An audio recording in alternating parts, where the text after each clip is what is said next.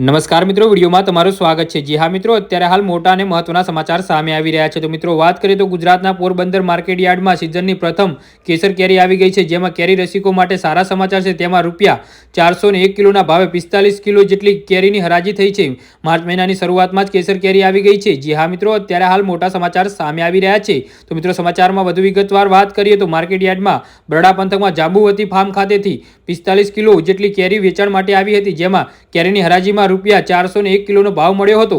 ત્યારે આ ઊંચા ભાવ વિશે કેરીના વેપારીએ જણાવ્યું છે કે માવઠાના કારણે પાક ઓછો થયો છે, જેમાં ઓછું ઉત્પાદન થતાં માલનો ઓછો આવે છે, તેથી ભાવમાં વધારો જોવા મળે છે। જી હા મિત્રો, અત્યારે હાલ મોટા સમાચાર સામે આવી રહ્યા છે। ત્યારે કેસર કેરીની માંગ વધુ હોવાથી અને પાક ઓછા હોવાથી ભાવ વધારો થયો છે। તેમજ બજારમાં રત્નાગીરી અને હાપુસ કેરી ₹225 થી ₹350 સુધી વેચાઈ રહી છે। જી હા મિત્રો, અત્યારે હાલ મોટા સમાચાર સામે આવી રહ્યા છે।